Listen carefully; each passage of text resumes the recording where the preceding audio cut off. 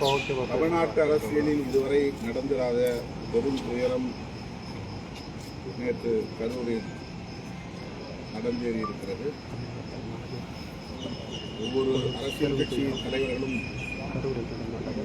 பேரணி பிரச்சாரம் போன்றவற்றை நடத்துகிற போது லட்சக்கணக்கிலே கூடுகிறார்கள். ஆனால் இதுவரை கூட்ட நெரிசலில்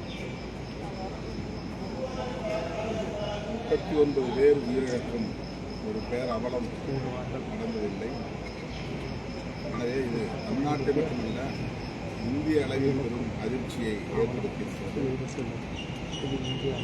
ஆண்ட ஒன்றார் துயரமாக இது மாறியிருக்கிறது. 39 பேரையும் பறிகொடுத்து தவிக்கிற குடும்பத்தை சார்ந்த உற்றார் உறவினர்களுக்கு ஆழ்ந்த இரங்கலை தெரிவித்துக் கொள்கிறோம். அவர்கள் குடும்பத்தினருக்கு தமிழ்நாடு அரசு 10 லட்சம் ரூபாய் இழப்பீடு வழங்குவதாக அறிவித்துள்ளது. அந்த தொகையை 50 லட்சம் ரூபாயாக உயர்த்தி வழங்க வேண்டும்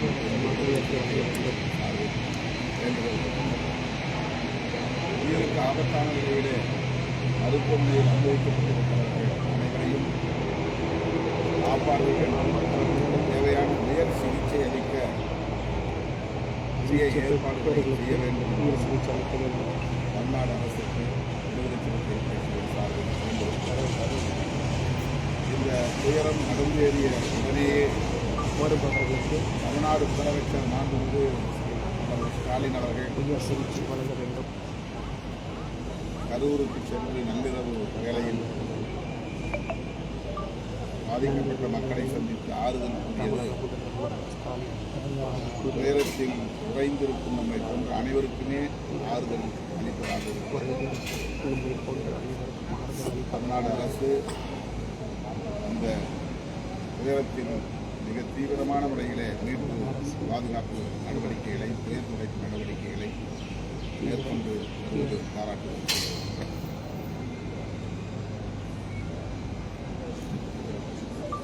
அண்டை மாநிலத்தில் அரசியல் கட்சி தலைவர்களாக இருக்கட்டும், நடிகர்களாக இருக்கட்டும், ஒரு சக மனிதனை கடந்து போகிற மாதிரி அங்கே இருக்கக்கூடிய மக்கள் பார்க்குறாங்க. ஆனால் தமிழ்நாட்டில் மட்டும் அது வேறு விதமாக இருக்குது. அப்போ மக்களை இங்கே எல்லா மாநிலங்களிலும் சினிமா ரசிகர்கள் உண்டு, புகழ்பெற்ற திரை கதாநாயகர்கள் உண்டு. ஆனால் தமிழ்நாட்டில் திரை கவர்ச்சி என்பது ஒரு மோகமாக மாறி சினிமா மோகத்தில் தமிழ்நாட்டு மக்கள் தொடர்ந்து பாதிக்கப்பட்டிருக்கிறார்கள் என்பதை நாம் ஒரு அரசியல் தலைவரை காண்பதற்காக கூடிய கூட்டம் என்பதை விட ஒரு திரை கதாநாயகரை காண்பதற்காக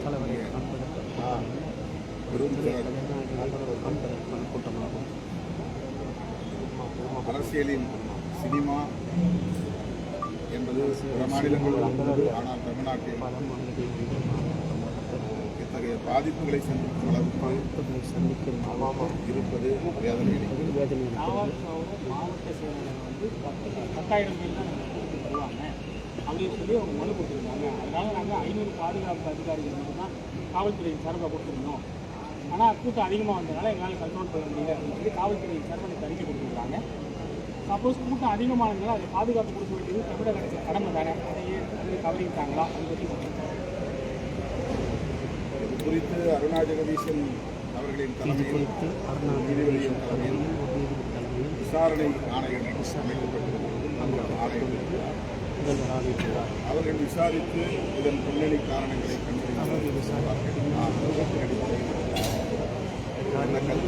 தெரிவிப்பார்கள். இப்போது கருத்து சொல்ல முடியாது. இது போன்ற பெருந்திரளை திரட்டுகிற போது இந்த கட்சியின் தலைவர்கள், முன்னணி பொறுப்பாளர்கள் கூட்டத்தை திரட்டும் போது எவ்வளவு லட்சம் பேர் திரளுவார்கள் என்பதையெல்லாம் முன்கூட்டியே கணக்கிட்டு அதற்கேற்ப நேரம், இடம், தலைவர் ஒரு இடத்தில் நின்று பேசக்கூடிய கால அளவு ஆகியவற்றை எல்லாம் தீர்மானிக்க வேண்டும்.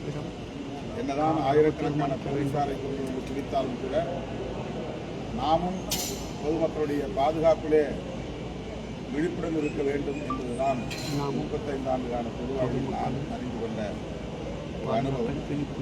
ஆகவே நாம் காவல்துறையினர் மீது பொது வாழ்க்கையில் தெரிந்து கொண்டது குற்றம் சுமத்துவது அல்லது தமிழ்நாடு அரசு மீது குற்றம் சுமத்துவது அல்லது இந்த தமிழ் அரசு கூட்டத்தை சுமத்துவது நடத்தியவர்கள் மீது குற்றம் சுமத்துவது என்ற குற்றம் சுமத்துவது ஒரு நிலை இப்போதைக்கு தேவையில்லை என்று நான் கருதுகிறேன். என்று கருதுகிறேன். துயரத்தில் துக்கத்தில் வீழ்ந்து கிடக்கிற மக்களுக்கு ஆறுதல் சொல்வதும் அவர்களை ஆற்றுப்படுத்துவதும் தான் நம்முடைய கடமை என்று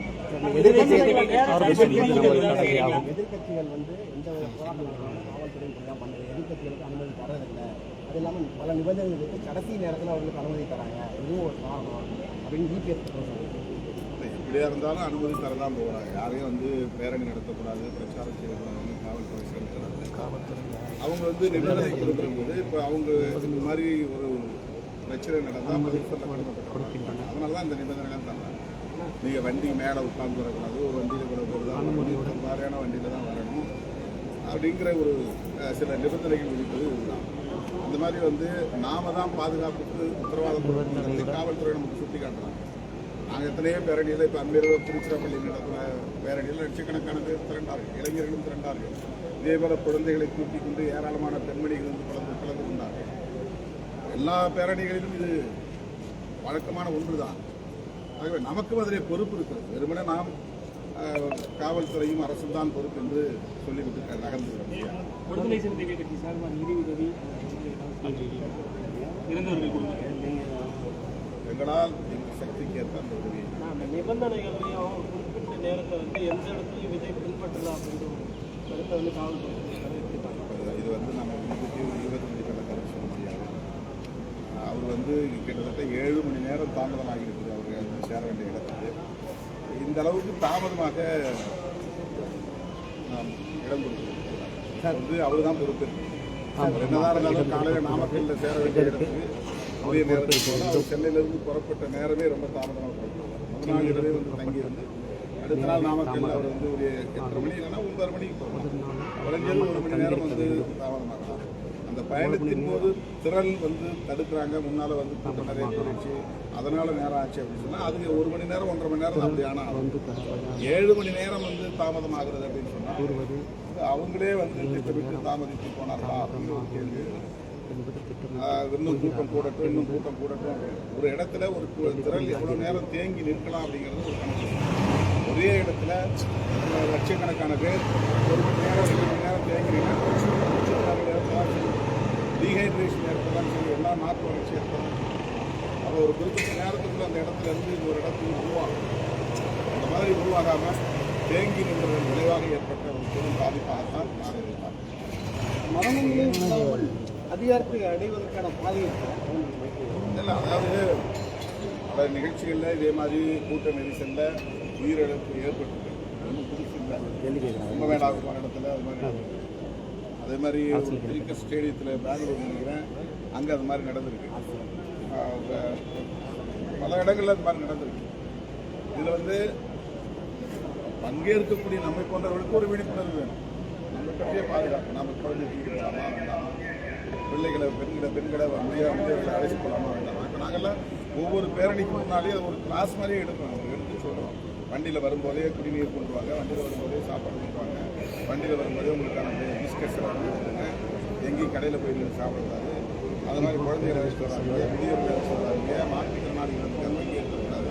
இதெல்லாம் ஒவ்வொரு முறையும் நாங்கள் நமக்கு பாதுகாக்கப்படுவோம். வண்டி வேகமாக ஓட்டக்கூடாது, வண்டியில் வரக்கூடிய டிரைவர் வந்து பிடிச்சிட்டு வரணும், அவன் பிடிச்சிட்டு வரானா இல்லையான்னு நீங்கள் பார்க்கணும். இதெல்லாம் அதனால் பெருந்திரளில் பங்கேற்கக்கூடிய பொதுமக்களை பாதுகாக்க வேண்டிய பொறுப்பு காவல்துறைக்கும் அரசுக்கும் தான் இருக்கிறது என்று நாம் கருதக்கூடாது. நமக்கும் அதில் பொறுப்பு இருக்கிறது என்பதை நான் சுட்டிக்காட்டுகிறேன். சார், இந்த கந்தர்குடியில் இறந்தப்போ 50 பேர் வந்தாங்க. இதுக்கு இரவோடைய அந்த நேரத்தில் இருக்கிற சூழல் வந்து அது அந்த சூழல் வேற, இந்த சூழல் வந்து இப்போ பார்க்கக்கூடாது. பார்த்தது ஏன் போடாது இதுதான் மக்கள் தலைவர் 40 பேர் ஒரே நேரத்தில் இறந்துருக்காங்க. கள்ளக்குறிச்சியில் அடுத்தடுத்து இருந்தாங்க. அது வந்து கள்ளச்சாராய குடிக்கிறதுக்கு ஒரே நேரத்தில் ஒரே சம்பவம் நடக்குது. பிடிச்சவங்க மருத்துவமனைக்கு போய் ஒரு வந்து நம்ம அப்படி ஒப்பீடு செய்ய முடியாது. எல்லா நேரத்துலையும் இப்போ எல்லா நிகழ்ச்சியும் நம்ம கலந்து இப்போ நான் நிகழ்ச்சி வரேன். இன்றைக்கி ராமநாதபுரம் போகணும், கேன்சர் பற்றி நான் வரேன். சில நேரங்களில் சில நிகழ்ச்சியில் இதே மாதிரி துயர சம்பவங்களும் உடனடியாக போய் கலந்துக்க முடியாது.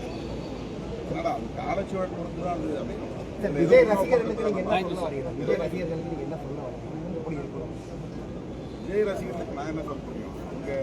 இவங்க தலைவரை பார்க்க போகிறாங்க அல்லது தன்னுடைய ஹீரோவை பார்க்க போகிறாங்கன்னா அவங்களுடைய பாதுகாப்புன்னு அவங்க உறுதியாக இருக்கும். கவனமாக விழிப்புணர்வு எடுக்க வேண்டும்.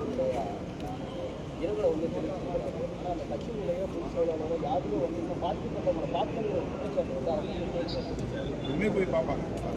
Thank you sir.